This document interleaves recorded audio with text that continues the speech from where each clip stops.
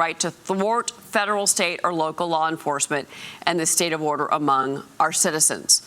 Joining me now is North Carolina Congressman Mark Harris. Congressman, with regards to the shutdown, the Wall Street Journal is reporting, and they're quoting White House officials, that the White House is saying, look, we'll change immigration enforcement operations to get this bill passed. Gregory Bovino has been moved out of Minneapolis, but that is as far as they're willing to go. Are we going to see another shutdown here?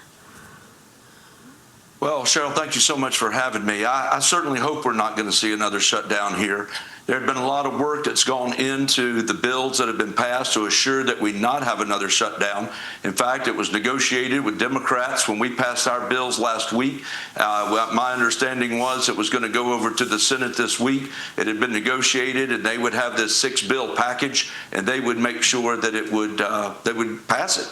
And so that's what my hope is, that a deal's a deal. Chuck Schumer, unfortunately, has decided he's going to play politics again, and he's going to take a crisis, a tragedy that occurred there in Minneapolis, and turn it into something by trying to withhold funding for the Department of Homeland Security. And as you stated in that letter that went yesterday from the Freedom Caucus, that's just not acceptable, and we're not going to let that happen. All right. Well, we'll see how this test vote goes tomorrow from Leader Thune.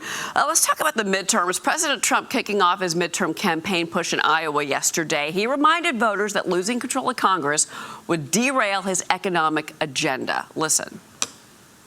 If we lose the midterms, you'll lose so many of the things that we're talking about, so many of the assets that we're talking about, so many of the tax cuts that we're talking about.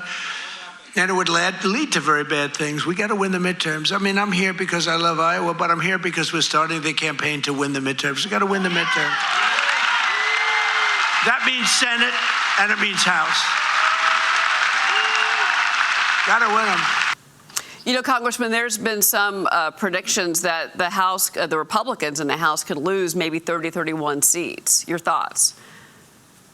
I just don't believe that. I'm still bullish on what we're going to see in these 2026 elections. Listen, our economy is booming again. You keep talking about it and emphasizing the fact of GDP growth. I think we're just at the beginning of seeing in 2026 the potential that we're going to have. You heard in his speech yesterday, he talked about here in North Carolina, just the investment that's been made by John Deere and the excavating factory that's going to start building right here in Kernersville, North Carolina. That's a major increase. So I think you're going to see the American people recognizing and feeling this economic boom that we're on the edge of. And I just believe that we're going to see us hold the majority in the House and the Senate come the end of 2026. Well, let's get into that then, because if you're going to talk about economic messaging, then there's a lot to tell there. There's no tax on tips, no tax on overtime. These are accomplishments of the administration. Gas prices at a 5-year low. You've got that $50 billion rural health care funding that went out. And the president multiple times yesterday brought up the $12 billion in aid to American farmers. Why isn't that messaging landing?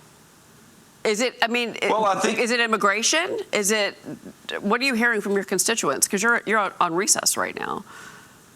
Well, we are. We're in district right now. And, of course, everybody's trying to recover from the ice storm. But what we're hearing is these things are working. I think it's much more right now of a media-driven message to try to seem doom and gloom, when in reality the numbers are just don't bear out. We're seeing a growth in this economy, and I think people are on the edge of feeling it. You hear that all the time. Folks saying, well, folks aren't really feeling it yet. Well, I think they're going to start feeling it. We're talking about the things that the president is putting in place, and I think that Republicans are going to continue to share that message. And the more we get that message out of all the things that were in the One Big Beautiful Bill, the things that Americans, the principles are in place to now allow this economy to take off. And I think we're going to continue to see it throughout this year. Well, the president and Susie Wiles, his chief of staff, have made it clear he's going to be out domestically this year getting that message out there. So he's going to be on the campaign trail. Congressman Mark Harris, it's great to see you. Thank you for being here, sir. Thank you, Cheryl. Great to be with you. All right. We've got a lot more coming up. Secretary of State Marco Rubio will testify on Capitol